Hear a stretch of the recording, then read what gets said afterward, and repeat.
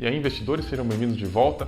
Hoje a gente vai conversar um pouquinho sobre o voto plural, que é uma proposta aí que está em pauta, pode ser que seja implementado no Brasil. Então a gente vai entender o que é isso, se isso representa alguma ameaça ou alguma vantagem para o pequeno investidor. Então, eu sou o Enéas, esse é o Valoriza e vamos lá.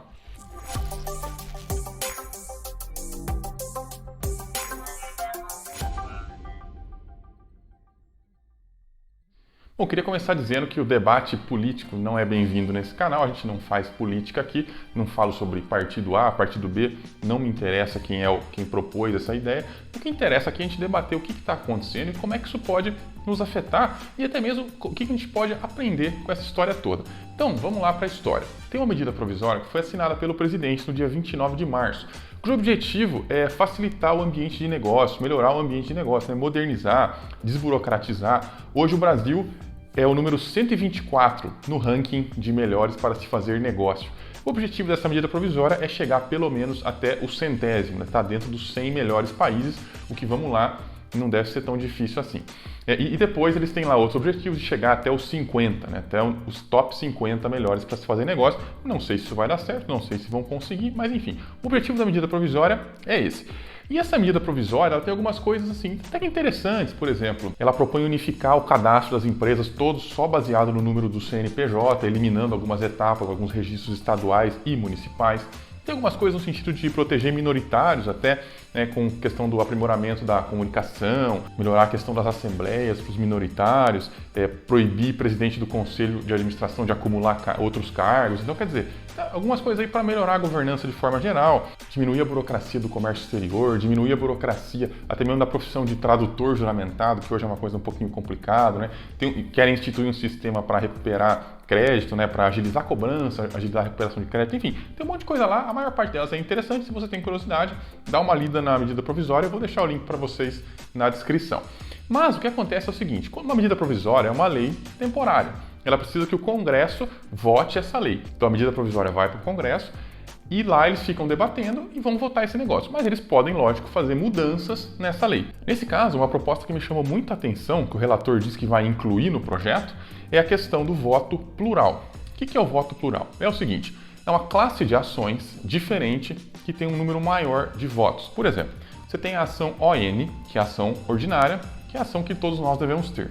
Ela tem a mesma quantidade de voto do que o controlador da empresa, do que o dono da empresa. O que acontece nessa nova classe de ações é que essa ação tem direito a mais votos. Ela pode ter direito até a 10 votos, ou seja, 10 vezes mais voto do que as ações ordinárias. Quer dizer, com um pequeno pedacinho do capital social da empresa, você consegue controlar a empresa inteira se você tiver essas ações. É claro que existem algumas salvaguardas se a pessoa não se aproveitar demais disso, O limite é até 15% do capital social, mas também não precisava de mais, Se cada ação tem direito a 10 votos, mais de 15%, para quê? Outras salvaguardas incluem o prazo. Essa ação ela vai valer por 7 anos, prorrogáveis por mais 7 anos. Depois desse período, ela passa a ter a mesma quantidade de votos de uma ação ordinária. Então, é um tipo de ação que é temporário. E, claro, tem algumas coisas que essas ações não podem votar mais do que as outras. Por exemplo, a remuneração dos administradores e algumas decisões aí que são importantes do ponto de vista societário. Então, quer dizer, elas também não podem fazer tudo que uma ação ordinária comum pode fazer, mas elas têm aí 10 vezes mais votos, até 10 vezes mais votos que uma ação ordinária comum. Por que isso é interessante do ponto de vista do empresário? Bom, o empresário vai para a bolsa para levantar dinheiro, ele quer capital na empresa dele. Essa é uma forma de ele levantar capital sem perder o controle, porque ele continua mantendo o controle, porque ele fica com aquelas ações que têm muitos votos, que têm muito poder de voto, e só vende no mercado aquelas ações que têm pouco poder de voto. É um pouquinho pior do que o cara abrir o capital com ações preferenciais, porque nesse caso até as ações ON que ele vender no IPO não vão ter o mesmo valor que as ações ON que ele está lá segurando, pelo menos aí enquanto ficar esse tempo. Então isso é interessante para o empresário, porque ele mantém o controle da empresa, ele pode direcionar a empresa. Isso tem alguma vantagem para o minoritário? Bom, a única vantagem que eu consigo enxergar é o seguinte, se você confia totalmente na gestão daquela empresa, que nunca esteve na bolsa e está abrindo capital na bolsa agora, se você confia totalmente, você quer que eles continuem mandando na empresa. Então, essa é a única vantagem que eu consigo enxergar para o acionista minoritário. Mas eu enxergo uma grande desvantagem, que é ele não manda na empresa, ele não tem direito a voto nenhum, ele não está no mesmo barco dos controladores, ele está num barco um pouquinho pior, um barco um pouquinho mais furado.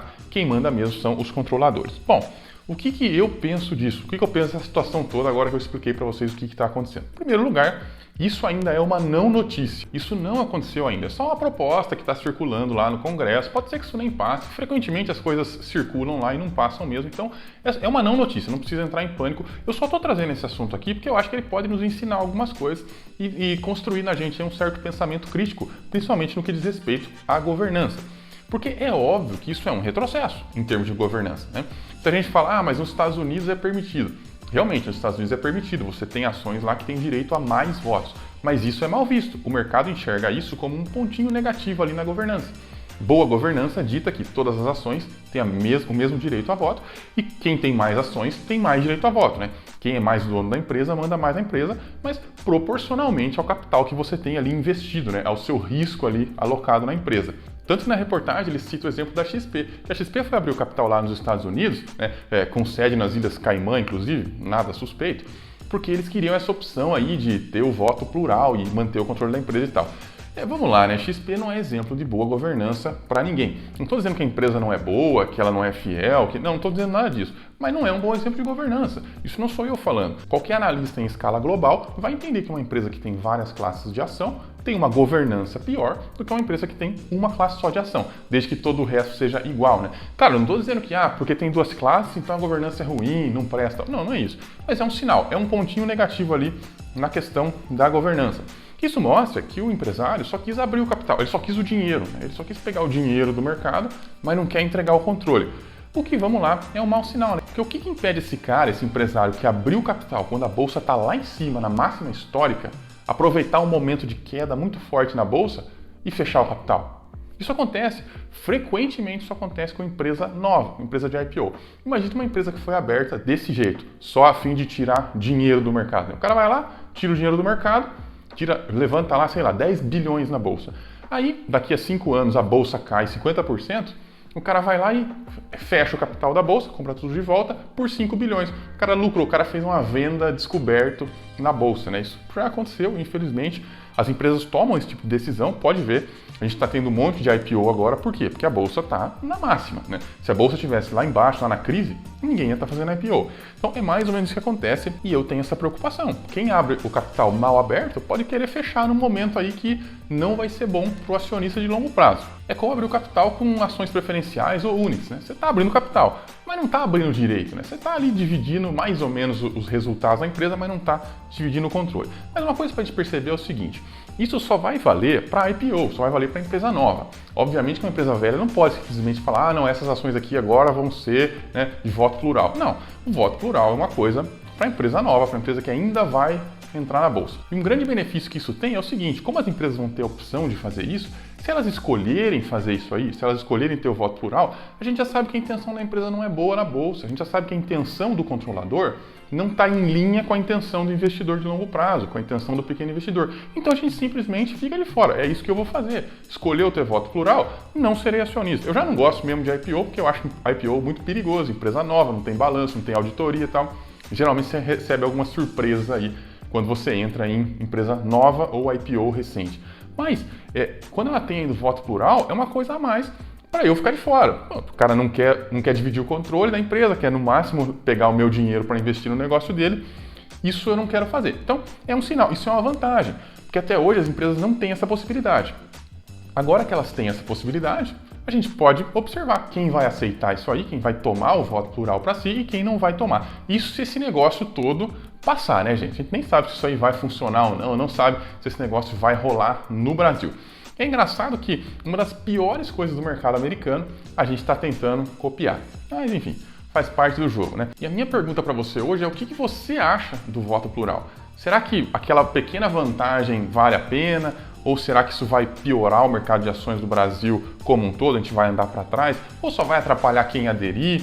Ou não vai fazer diferença nenhuma no longo prazo? Enfim, o que você pensa sobre isso? Deixa aí nos comentários para a gente poder conversar mais sobre esse assunto. No mais, eu queria agradecer a todo mundo que está sempre assistindo, comentando, curtindo. Pessoal lá do grupo do WhatsApp que vive mandando sugestão, pergunta. O grupo é aberto, quem quiser pode entrar, o link está na descrição. Então, agradeço muito a todos que estão acompanhando o canal só existe para vocês mesmo. A gente volta semana que vem com mais e até lá.